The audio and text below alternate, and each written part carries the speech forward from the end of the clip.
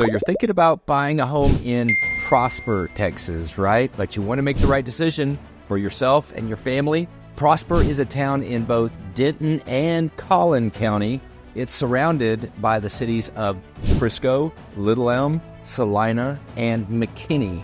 It was incorporated back in 1914 and was named Prosper because the crops had been so very prosperous that year. Now, Prosper is becoming more and more popular day by day, so we want to give you the entire breakdown, the good and the bad of living in Prosper. That way, hopefully, you will be able to make a better decision. Now, the small town has an area of only 25 square miles, so it is a rather small town. Its population is around 35,000, but it lay due north of the Platinum Corridor. It's only 35 miles from downtown. It's only about 32 miles from the airport and, well, about 55 miles over to Fort Worth. It's a small town that is growing rapidly and has great schools, amazing restaurants, and it's really close to some of the bigger cities. Now, Prosper is anticipated to grow some 135% by 2040, and during that time is expected to grow to 72,000 residents. So currently, 90% of the people there own their home, so it's a great place for purchasing and a great place to live. Now, the economy in Prosper is extremely strong, and the median income there is $153,000. So some great reasons for living in Prosper. That population growth stands to reason why people are flocking there, and we're going to go over some of the reasons why you would like to be there.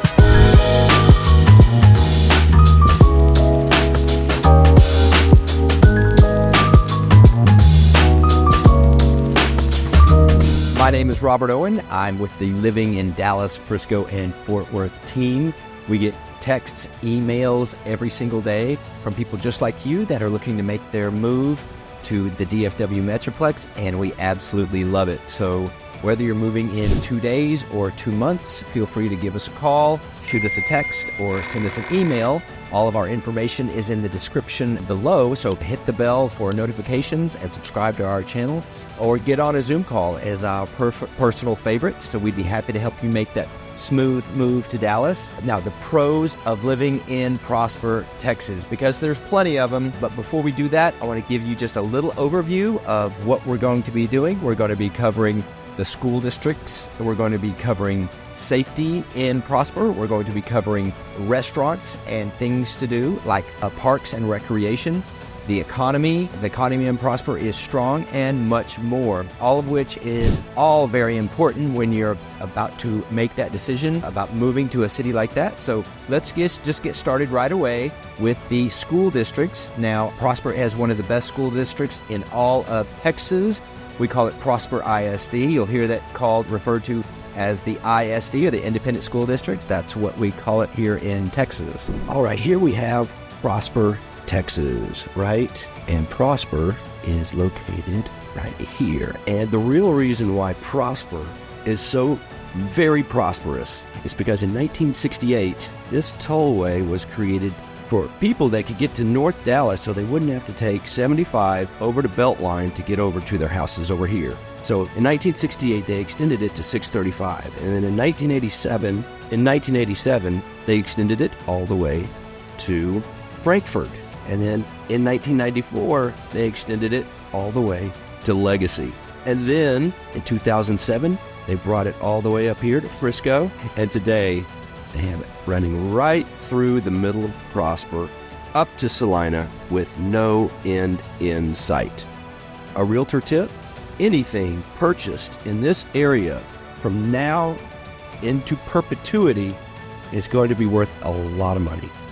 Now, education takes a very high priority here in Texas, so having a high percentage of graduates is very normal for Prosper. And even though it has only an area of 25 miles, today in 2023, there are 3 high schools in Prosper, and Walnut Grove is the brand new $200 million high school, completed an entire year ahead of schedule. Well, that's how construction goes in Prosper. It moves very quickly. But to be able to finish a high school an entire year ahead in advance is incredible. but they have a need for it because Prosper is growing so fast now. Now, construction of Rock Hill High School finished in 2020, and their schools are extremely competitive, and they put a huge priority on sports with 16 different sport programs. Now, Prosper ISD has about 22,000 students, 2,600 staff members, 14 elementary schools, 4 middle schools, and 3 high schools. Prosper High School had 99.6% of the students graduate on time or early. Rock Hill had 98% graduation rate. Now, one of the things you have close to Prosper is Collin College, and they have campuses in McKinney, Frisco, and Celina.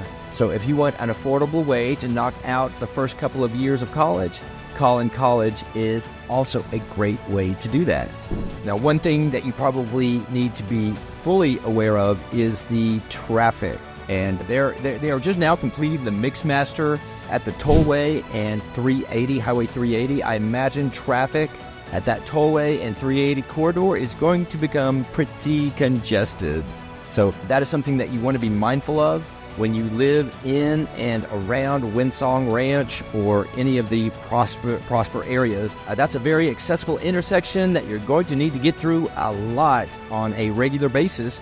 And on top of that, 83% of drivers drive alone. So if you're from the Northeast and you're used to, say, public transportation, well, I mean, that's just not in this part of town, and that's definitely not Prosper. But if you are in this area, you're going to have a car. This is a driving city, and as you saw, 83% of people drive by themselves, which is a lot of cars on the road. And so depending on your job or your business or whatever position you may be getting into, that could be a great way to capitalize off of this incoming traffic and businesses. Like just as Universal Studios is going to be here, you can look at that as either a good thing or a bad thing. The other downside to driving around Prosper and Frisco is going to be the tolls. So the tolls, because you have the Dallas North Tollway and getting to the airport, well, it's getting mainly all toll roads.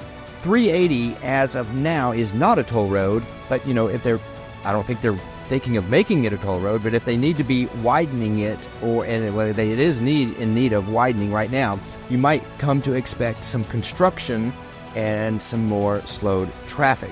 But you do have the SRT and you do have the George Bush Turnpike, all of which are toll roads, and they all help you get around the whole North Dallas area very well. And so that's kind of a downside. But if you don't like paying tolls, and those are going to be the most convenient roads, but it's going to cost you a penny or two for now.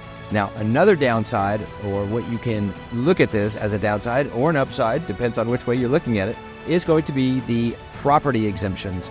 Now, you have ways that you can apply for different exemptions. For example, the homestead exemption, or a military disability exemption, or a senior exemption. And now, by working with a tax attorney or a tax reduction company that may be able to lock in some of those for you and keep those in place.